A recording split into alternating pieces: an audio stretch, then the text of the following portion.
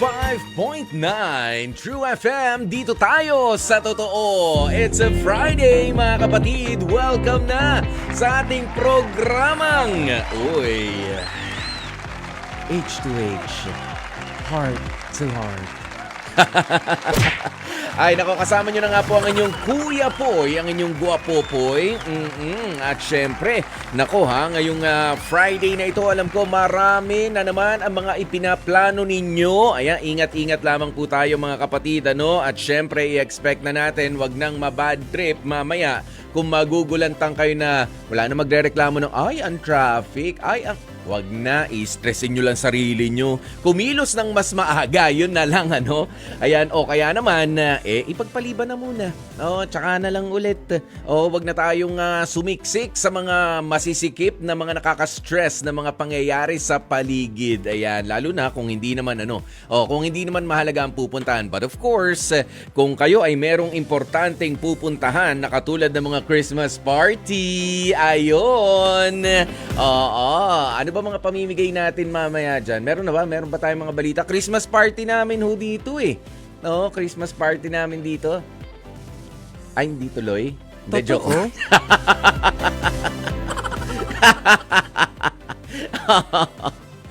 Hindi dito. Doon sa labas, sa parking lot. Kaming mga kapatid later. Kaya wag na ho kayong kung kayo mapapadaan dito at alam nyo ang lugar namin, syempre, expect na rin ng konting mga pagsisikip. Pero hindi kapag weekend naman talaga, dyan ang mga opisina, sige, para makapagpasaya rin ng mga empleyado, enjoy! Ayan dahan-dahan lang sa alcohol yung iba kasi masyadong lalo... Alam nyo, lalo na kapag kakasama nyo yung mga bossing ninyo, mga superior ninyo, di ba, nag-e-enjoy.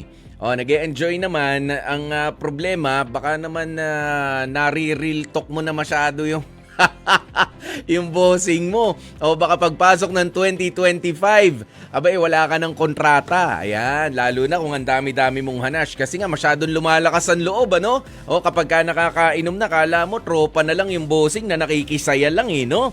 Nakikisaya lang, kaso nabanatan pa. Dahan-dahan mga kapatid, wag pakakalasing at baka pagsisihan ninyo ang pagiging close ninyo sa mga party na ganyan. At syempre, oras na nga po natin, 12 minutes makalipas ang 12 ngayong Friday the 13th na ito. Unang-una, babatiin ko muna ng happy 14th naman ang aking favorite daughter.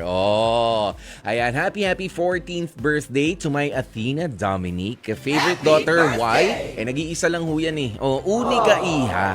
Napapagitnaan ng dalawa ko namang prinsipe. Yun. Hello, happy birthday to you and be a good girl. Young lady na malaki na. Kaya malaki na rin ang malaki na sikmura, malaki na damage kapag ka nagyaya ng kain. Mga growing kids yan. Enjoy your day today. Okay? Ayan, see you later. Okay. Eto na mga kapatid. Ibibigay ko na nga po sa inyo ang love question of the day na atin. Eto na. Para masagot nyo na. Papaano kung hindi mo gusto ang regalo sa iyo ni jowa? Ano ang gagawin mo? Yan. Papaiba yung regalo o ipapaiba yung jowa? It's unfair. It's unfair. Okay? Papaano? Ayan love question of the day. Papaano kung hindi mo gusto yung regalo sa'yo ni jowa? Ano ang gagawin mo? Okay, sige, sagutin ninyo Real talk lang. Depende sa inyong mga karanasan. Yan nga po yun.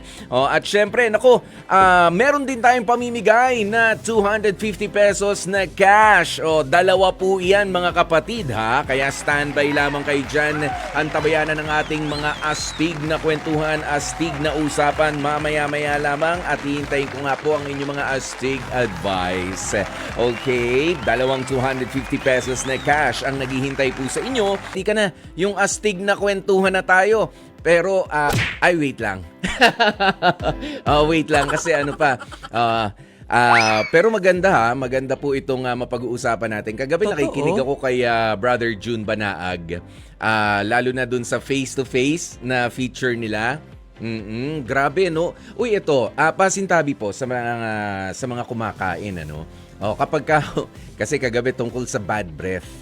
Yung sa face-to-face, hear it ni Dr. Love. Habang pauwi ako dahil ako ang umupo sa shoutout ni Laila. Meron talagang iba masyadong bulgar, no? Kapag ka sinabi ron sa ano. Kahit kaibigan mo, hindi pwede, hindi papasa lagi yung katwiran na, hindi, real talk lang naman eh. Di ba? Hindi naman ganun. Dapat may pasintabi. O lalo na't alam mo na medyo nakaka-offend yung sasabihin mo. Wala, sinabi na baon ng hininga mo. Pinagkalat para sa mga ano. Huwag ganon ha mga kapatid. Kung talagang concern ka sa kaibigan mo, ayan, pwede namang ibulong. Oo. Hindi naman siguro bubulong pabalik yun. Kung sakaling, di ba, nasabihan mo na, medyo kailangan natin ng oral hygiene. Ayan, o kaya naman, etong candy, baka kinakabahan ka. Ayan, baka naman nalipasan ka na ng gutom. Yun, baka, di ba, bigyan nyo naman ng konsiderasyon. Huwag naman ibino-broadcast naman na baho na nga ng di ba? Ganoon yon. So, medyo hindi naman ganyan ang ating pag-uusapan ngayon. Pero, hindi na rin tayo lalayo sa bibig. Hindi na rin tayo lalayo sa bibig. Okay? Ayan, kaya wait lang po kayo dyan, ano? Binibigyan lang po namin kayo ng oras para makakain pa. Para bago dito sa ating confessions. Kaya sigihan nyo na ng sigihan yung kain ninyo. Ayan, advance Merry Christmas to you, Kuya Poy. Ganun din sa'yo, Kuya Elmer Lawrence Buwan. Ayan, thank you. Ayun. Halika. Nako, sumama na nga po kayo dito, no, mga kapatid, sa ating pag-uusapan. Okay, at sana may mga nakikinig nga sa ating mga dentista, no? Opo. Ayan, pwede po kayong tumawag sa amin, ha? Ito mga numero. Kung meron kayong mga suggestions, meron kayong mga gustong sabihin.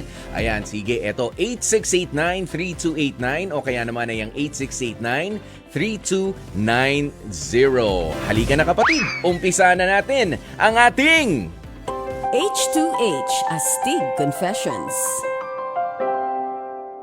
Ito na nga po kasi ang siste, mga kapatid.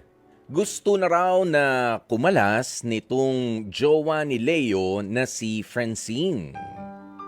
Nagugat po yan matapos mismong itong si Leo ang makadiskubre sa kanyang kasintahan na gumagamit daw ito ng pustiso.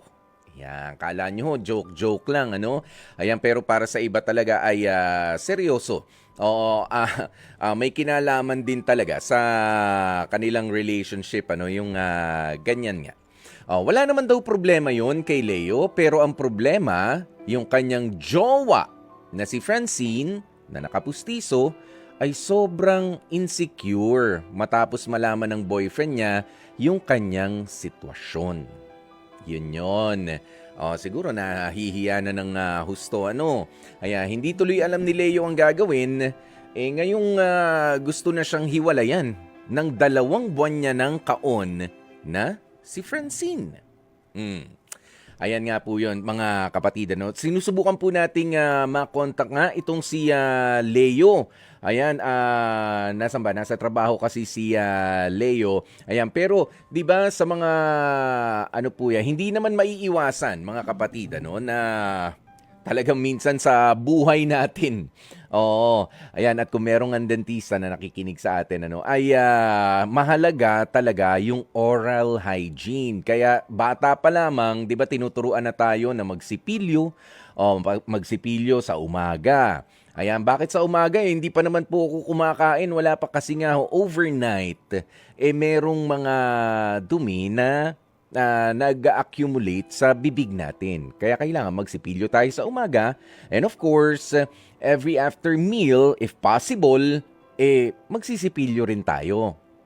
Tapos may tamang paraan pa. Nitong mas matanda na ako. Alam nyo, ang diin-diin kong magsipilyo, nalalaman nung dentista ko Totoo yun. Nakikita pala nila sa gums mo. Kapag ka yung madiin kang magsipilyo. Akala ko enough na nagbabrush ka on a regular basis. Ayan, pero hindi. Sabi niya, dapat may proper care ka rin sa gums mo, sa gilagid, kung saan nga nakakapit yung mga ngipin mo. Ayan. And of course, yung iba, kahit nga nagsisipilyo, meron talagang mga nakakalusot at yun nga, hanggang sa kinakailangan na magpustiso. At wala namang mali sa pagkakaroon ng pustiso. It's just that kailangan lang din ng isa pang pag-iingat. 'Di ba? Ganoon 'yan eh. Hindi naman pwede. Paano hindi ka na lang magpupustiso? 'Di ba? Hindi ka na lang kakain ng medyo matigas. Ayan, unang-una ito panakot ko 'yan sa mga anak ko kapag sa mga bata. Kapag tinatamad magpustiso, kasi nga ang sinasabi ng matatanda ng mga nakapustiso na ay mahirap nang ngumuya nung gusto mong kainin. 'Di ba? Bigyan mo ng mais 'yan na ang sarap ngasab-ngasabin. Wala na. Titinidurin muna 'yan. Para yung mais. Ganoon yun eh. Pero kapag maayos ang ngipin mo, kahit may edad ka na, 'di ba? Ang sarap ng kain mo ng mais. Ang sarap ng kain mo ng mani. Ayan, isa pa 'yan dahil walang sumisingit-singit, 'di ba? Ganoon yun. Eto, kausapin nga natin si Richard ng Valenzuela. Siguro diyan diyan naman na insecure itong si Francine. Ang ganda pa naman ng pangalan. Tsaka baka naman kasi humirit din itong magiging caller nga natin sana na si Leo kung bakit siya gusto ng hiwalayan nitong si Francine. Richard, magandang tanghali sa'yo.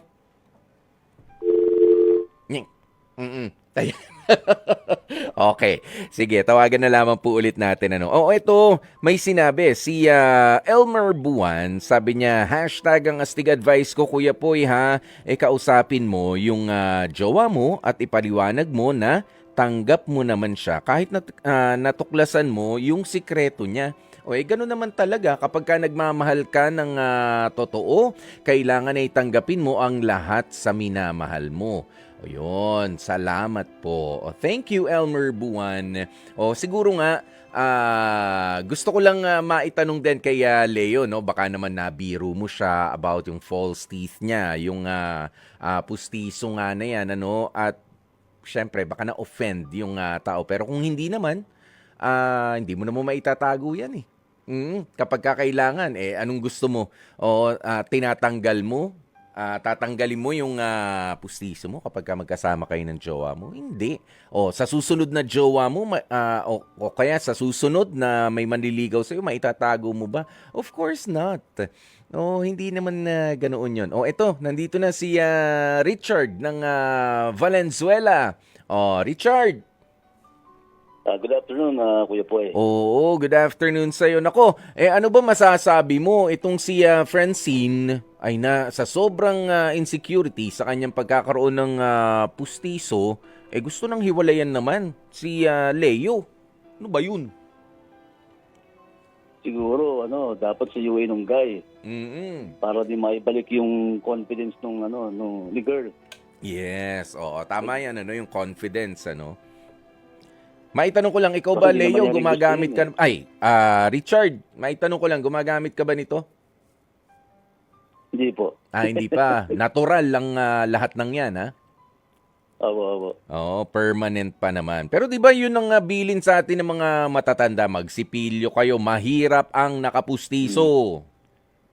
Ganoon. Chocolate tapos matutulog na lang. Ayun, kain ka ng matamis, matutulog. Actually, kahit hindi matamis pala, Richard, basta kumain ka. Tapos ng kung ano man. ng kung ano man, kahit na walang lasa yung kinain mo, basta merong nag-i-stay sa bibig mo overnight, hindi nalilinis, yun pala ang pinagmumulan ng mga ng mga sumisira sa ngipin din natin. Ganoon. Okay, sige. Sana nga mai-boost nitong si Leo ang confidence nitong si Francine at hindi naman sana masukat sa pustiso na lang yung relationship nila. Thank you, Richard. Thank you din, Kuya Boy. Iyon, maraming salamat. Si Ronald Tumbaga, sabi niya, Hashtag ang astig advice ko ay pinakamakasalanan daw ang dila. Sa liit niyan, ang laki ng pwedeng ikasira ng ibang tao o ng sarili niya mismo. Kaya ingat po tayo sa pagsasalita ha.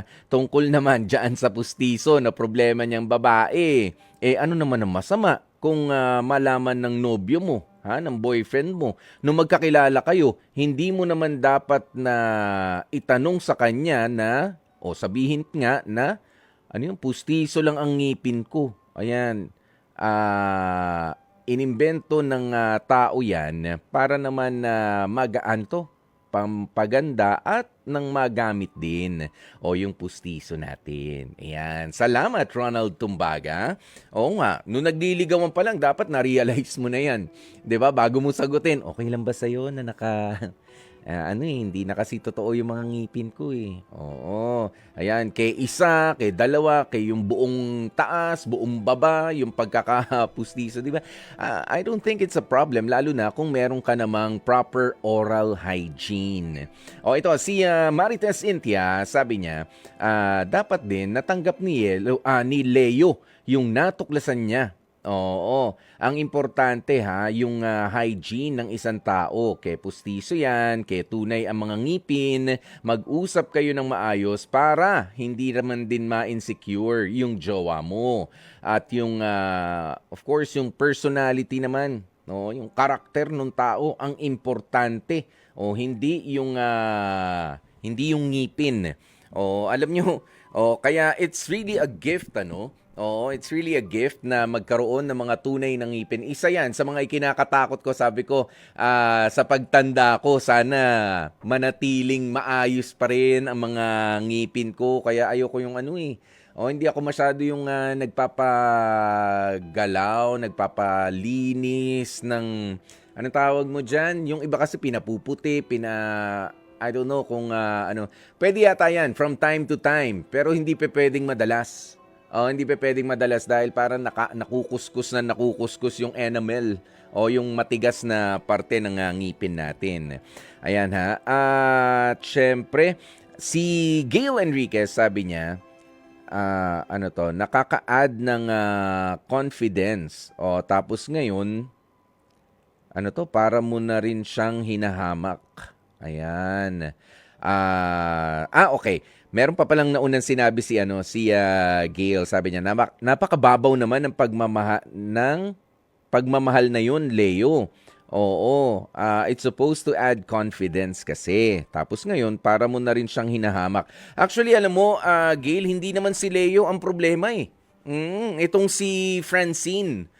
Si Francine ang may problema. Ano naman, kung sabihin niya, may nakapustiso ka pala, ganyan. Nahiya na ako, yoko na break na tayo. 'Di ba? Hindi naman siguro yun. Hindi na. Tsaka mararamdaman na rin ni Leo naman niya. Kapag ka ganun, 'di ba? Hindi mo na sasabihin. Ito si Maria ng Maragondon, Cavite. Magandang tanghali sa iyo, Maria. Hello po, Kuya Poy. Magandang tanghali. Ano ba ang masasabi mo dito kay Francine at kay Leo? Ayan na, hindi pa rin natin makakontak sa ngayon. So, ang astig advice ko po para sa dalawa ay sana magkaroon sila ng parang mutual understanding regarding dun sa issue nila na pustiso lang. Kasi, Kuya Poy, pagmamahalan sila, napakababaw na bagay niyan para pag-awayan. Diba? Correct. Saka Kuya Poy, para na rin nilang sinabi na nagmahalan sila dahil sa physical na anyo. Yan. Naman kung may pustiso, di ba? Hindi naman sa nakaka-apekto sa feelings and all. Ganon. Hindi. Naka-apekto naman ng konti sa feelings. Kasi bakit Kuya Poy? So parang physical nga yung parang minahal mo siya dahil sa physical na correct. Oo naman. Dapat mas malalim pa dun yung pagmamahal mo. Napakababaw naman nun para maghiwalay sila o hiwalayan siya. Diba? Ang hindi ko lang naman magets nga dito kay Francine, ano ngayon kung nahihiya ka, masasanay ka rin, di ba? 2 months pa lang kayo mag-on. Ba't naman maiiwan, ba't gusto mo nang bitiwan si Leo na wala naman reklamo kung nakapustiso ka? Kaya diba? nga, pero Kuya Poy, hindi naman buti nga yung partner niya may pustiso eh. Di ba Yun. mas accept? Oh, alam mo ba Maria at sa mga nakikinig sa atin, ang dami-daming mga tao na may kakulangan na nga sa ngipin ang gustong magpapustiso para naman maging maayos ulit ang pagharap nila, 'di ba sa mga pictures, sa mga IDs, 'di ba sa mga presentable naman yun na mayroong Oo. may Yan, yung iba para sa paghahanap ng trabaho. Gusto syempre presentable ka na makikipag-usap sa mga tao. Ito may pustiso. Paano? Sinong partner ang hinahanap mo? O na yung hindi malalaman na nakapustiso ka? Ano kung nakapustiso ka? Buti ka nga meron, pero ang dami na hindi pa rin na bibigyan ng false teeth. Oo, ng pustiso. Ang gustong-gusto naman magkaroon nun. O ikaw meron, may reklamo pa rin. Hihiwalayan pa yung jowa. Diba, Maria? Okay. Yes, Oh. May mga babatiin ka ba? Go ahead, Maria. Sige. Binabati ko lang po yung mga friends ko sa school namin. Hello, mag-thesis lang kayo ng mag-thesis. Thesis ng thesis. Ano? Ikaw, anong gagawin mo? Ito, thesis tsaka ganda lang. Ganda. Ay, ganda! Ganda naman pala eh. We. Sige, dahil maganda ka, baba mo na nga yung phone. Baka mapikon pa ako sa'yo. Tanghalin tapat. Thank you, Kuya Poy. Thank you, Maria. Oo. Oo. Salamat. Enjoy lamang po kayo dyan. Ano? At syempre, nako sa mga kapatid nga po natin, it's already 32 minutes makalipas ang alas 12 ng tanghali. Maraming salamat po sa inyong mga kasagutan. Ano? Ayan, at sa pag-unawa rin. Kasi seryoso at hindi dapat tinatawanan nga pong bagay itong ating pinag-usapan din. Para sa iba kasi, naging ano yan no? Naging katawa-tawa sa mga pelikula na napapanood natin, sa mga kwento, sa mga pagtitipon-tipon. Ay, pustiso. Ay, nakakatawa. But sabi ko nga ay nakakapag-improve nakaka-boost ng confidence ito para sa mga tao nangangailangan din naman talaga. Okay? Para sila ay makangiti ng maayos sa hindi lamang po sa harap ng camera, kundi sa harap nyo rin. 'Di ba? Ng mga kapamilya, mga kamag-anakan, mga kaibigan. Syempre, ikaw rin mismo, kung employer ka naman, gusto mo ay presentable ang mga tauhan mo na makakausap ang ibang tao. Okay? Kasi mas hindi lang yung confidence nila, kundi yung pagtitiwala ng taong mga inaasikaso nila, mas mainam. Kaya wag ho nating pagtatawanan, wag nating sasabihin na, ay, nakapustiso, wala yan. You are less of a person kapag ka nakapustiso ka. Of course not. Magkaiba lang yung swerte natin. Yung sa akin lang, yung iba ho kasi, talagang maagang mga nalagasan ng ngipin sa hindi natin malamang paraan. Baka yung iba nga, sa kahirapan. Baka hindi makabili ng toothpaste noon. Or, walang mga magulang, walang nakatatanda na nagte-train sa kanila na kailangan talaga ay merong proper oral hygiene. So, lack of education is also, merong role yan. Oo. Ayan, kaya maaga mga nalagas yun. Wala na tayong magagawa 2 beses lang talaga tutubo ang ngipin ng mga tao. Hindi naman po tayo katulad ng mga pating.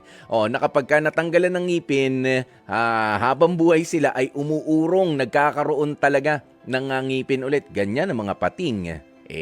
Tao tayo, yung milk teeth, yan ang mauuna. Pagkatapos ng milk teeth, yung permanent teeth na. After ng permanent teeth, yung false teeth na, kung kinakailangan. Kaya hindi dapat siya, sa lahat ng pagkakataon, ay ginagawang katawa-tawa. But then again, ang reminder naman po natin, natural pa ang ating mga ngipin, alagaan na yan. Kaya pustiso yan, kailangan din syempre may proper oral hygiene. Kung ang pagbabrush mo ay sa bibig mo pa rin, swerte ka. Kung ang pagbabrush mo ay sa kamay mo na, di ba? Ganun yan kinakamay na nung iba para maayos, ingatan na rin. Ganyan yan. Bilang respeto sa atin ding mga sarili at para tayo ay manatili ring malusog. Okay? Ayan. 35 minutes makalipas ang alas 12 ng tanghali at syempre eto na nga po ang mga winners natin ng 250 pesos na cash prize. Nako, magtig-isa na nga kayo ang mga nakausap natin, si Richard ng Valenzuela tsaka si Maria ng Maragondon, Cavite. Congratulations sa inyo mga kapatid ha! Oo, kayo nga ang mga winners natin ng 250 pesos na cash today. Eto na nga, paano kung hindi mo gusto ang regalo sa'yo ni Jowa? Anong gagawin mo? Tampo? Ayan, sabi ni Jocelyn Asuncion, tatanggapin ko pa rin kasi nag-effort siya nabilhin yun para sa akin, thinking na magugustuhan ko. Ganoon. O, ito, sabi ni Jessiel Lantaka, for me, kahit hindi ko gusto ang regalo ni Jowa, tatanggapin ko pa rin. Para for respect na lang at saka nag-effort naman siya at pinagpaguran niya din para may maibigay siya. Pahalagahan natin ang isang tao na nagbibigay sa atin ng kahit maliit o mga pangit na bagay. Ayan. Sabi naman ni May, ay ikikip ko na lang po ng bukal din sa loob ko. Huwag mong ipakita na malungkot ka dahil di mo gusto. Just say thank you so much. Para masaya siya sa regalo na bigay niya sa'yo. Ayan, si Lovely Madrigal naman, sabi niya, para sa akin po kapag hindi ko nagustuhan ang ibinigay sa akin na regalo ng jowa ko, ayos lang kasi isang regalo pa rin yun. Kahit hindi mo ito magustuhan, ay nag-effort pa rin ang jowa mo na bigyan ka ng isang regalo. Doon pa lang, alam mo na naalala ka ng jowa mo eh. Kung di mo man ito gusto, sabihin mo sa kanya at magpasalamat ka, syempre, itabi mo pa rin yung bigay niya. Ito, si Jude Errol Subong, para sa akin, pasasalamatan ko na lang. Oo, kahit hindi ko gusto yung regalo na binigay niya sa akin, tatanggapin ko na lang. Ayan, kasi ang regalo ay blessing talaga yan na galing sa puso. Alam ko na hindi niya alam na hindi ko gusto ng regalo na yun. Talagang pinaghirapan niya naman yun eh. Sariling pera ang ginamit para ibili yung regalo na yun. Kahit hindi niya alam na hindi ko gusto. Okay? Ayan. At syempre, yan, si Camille Torres Masiga, sabi niya, in my own opinion po, if ever na hindi ko nagustuhan ang regalo sa akin ni Jowa, tatanggapin ko pa rin yung ibinigay niya. Hindi ko ipararamdam yung feeling na nire-reject ko yun. Kasi alam ko po yung feeling na ma-reject ng isang tao, at ma-reject yung time at effort na ibinigay ko before. Kaya naman, instead na magreklamo or sabihin na hindi ko bet yung regalo niya, magiging thankful pa rin naman po ako at i-appreciate ko kung ano ang ibinigay niya dahil hindi naman po lahat ay nakakatanggap ng regalo at tunay na pagmamahal at hindi po sa lahat ng oras dapat ay mag-umarte. Ayan. Ay nako, tama yan yung sinabi ni Camille Torres Masiga at nung iba pa sa mga kapatid natin. Alam nyo, kahit nga hindi galing kay jowa yung regalo, kahit galing sa isang kakilala, galing sa isang kaopisina, kung sa tingin mo hindi mo magagamit yan, okay lang. Blessing yan, pinaghirapan yan, pinagtrabahuhan yan, hindi ninakaw yan. 'Di ba? Hindi naman yan na kumbaga, lalo na dito tayo sa mga magjojowa na nagbibigayan ng regalo. Kaya yan ibinigay sa'yo ng jowa mo, hindi para pasiklaban ka. Ayan, kundi para iparamdam din sa'yo na bukod sa kanyang emosyon, bukod sa kanyang pagmamahal, ay kaya ko rin naman kahit papaano na magbigay ng mga material na bagay sa'yo na sa tingin ko ay kakailanganin mo. Yan yun eh. Dahil merong tandaan ninyo, may mga nakikita ang ating mga partner na baka kailangan niya to. Kaya ko siya binilan nito. Hindi ka bibilan yan kung alam na hindi mo naman gagamitin, hindi mo naman pakikinabangan in the future. Malamang hindi mo na-appreciate ngayon dahil feeling mo hindi mo pa mapapakinabangan. Pero sinisigurado ko sa'yo, ganyan ako dati, sabi ko, ay parang nakatanggap na ako ng ganyan regalo. Ano ba yan? Sige, maraming salamat, nag-thank you ka pa rin. Pero sabi ko, sandali, may bigay sa akin si jowa na, ay magagamit ko to. Ayan, kaya pala, ito pala yung panahon na yun, hindi agad-agad na magagamit, pero may pakinabang in the future. Diba? Ganun ho yan. Oo, preparation pala yun. At maalala mo na, ay, salamat. Buti na lang, hindi na ako bibili. O, ibinigay na sa akin ni Jowa itong regalong to. Kaya appreciation ho talaga sa kahit ano pa yung matanggap ninyo. Especially galing kay Jowa. At be thankful dahil hindi lahat na magjojowa nagre-regaluhan. Yung iba tanggap lang ng tanggap. Yung iba ay request lang ng request. Yung iba hindi naman din nagbibigay. Yun ang katotohanan niya. Maraming salamat mga kapatid sa inyong pagtutok sa isang oras na naman natin pinagsamahan. Happy weekend po sa inyo at huwag kalilimutan ang ating H2H catch-up episodes. Heart-to-heart catch-up episodes sa Sunday po yan, alas 12 ng tanghali hanggang alas 12:30 ng hapon. Nakasama nyo nga po ang inyong lingkod. Ako po si Kuya Poy, ang inyong guwapo-poy para sa Heart to Heart ng 105.9 True FM. Dito tayo sa totoo.